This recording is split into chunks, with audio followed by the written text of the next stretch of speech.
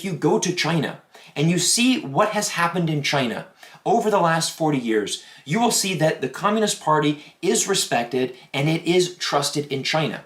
Now, I'm not going to sit here and pretend that China's communist government is not without its problems.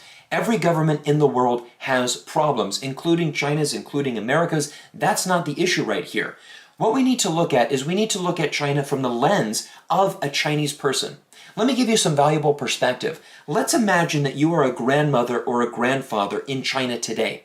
Now, you would have seen China in some of the darkest days in history. You would have lived through the Cultural Revolution. You would have lived through the Great Leap Forward, and you now see a much more prosperous China. Let's imagine that you're a mother or father, middle-aged and in China right now. Probably as a child, you didn't have much, but now you have much greater opportunities, and you're very optimistic about the future of your country because you've been able to experience firsthand this incredible rise of China becoming the second largest economy in the world. Now finally, let's imagine that you're a college student or even a young child, someone even younger, let's say below the age of 12.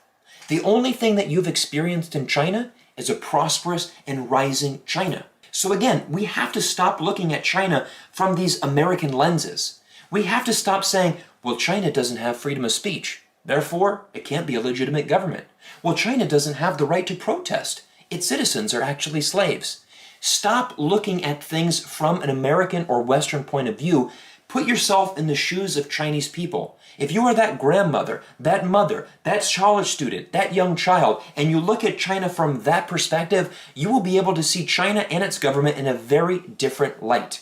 Now let's go back to that previous article that highlighted the many possibilities of the Sino-American relationship moving forward. And again, one of the options that the author listed here is mutual accommodation.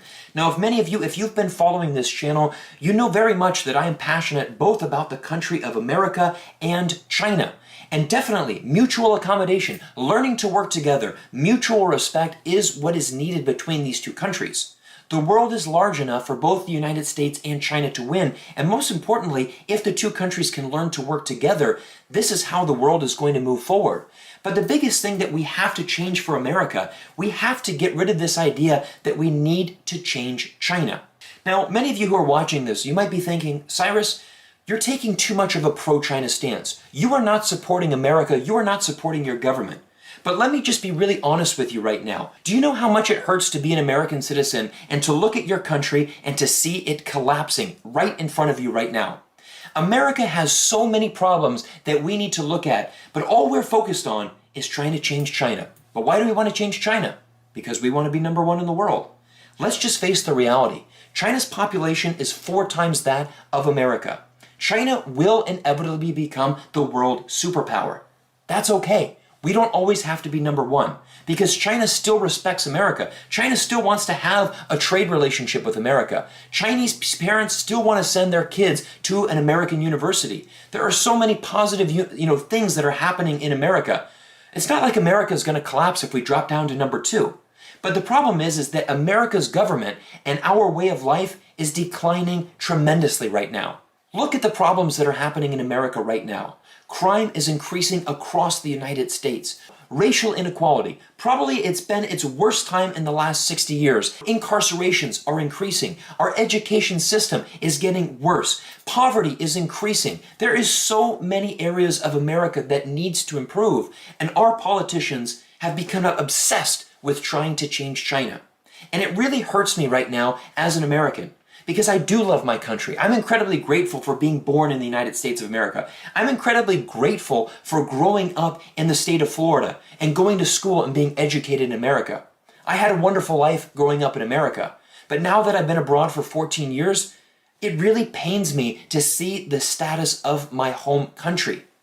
Do you know what it feels like to be an American citizen and to have your 76-year-old mother call you and say the best thing that you ever did in your life, Cyrus, was to leave this country? How do you think that makes me feel as an American? How do you think it makes me feel when your 76-year-old mother a few months ago calls you and says, I've had to purchase a handgun because I do not feel safe in my own home anymore? These are the real issues that are pressing Americans right now. But again, our politicians are absolutely obsessed with trying to change China. Changing China and a government that is supported by over 90% of the people. They're just so obsessed with taking down China that they fail to see America, the house that they live in, literally on fire.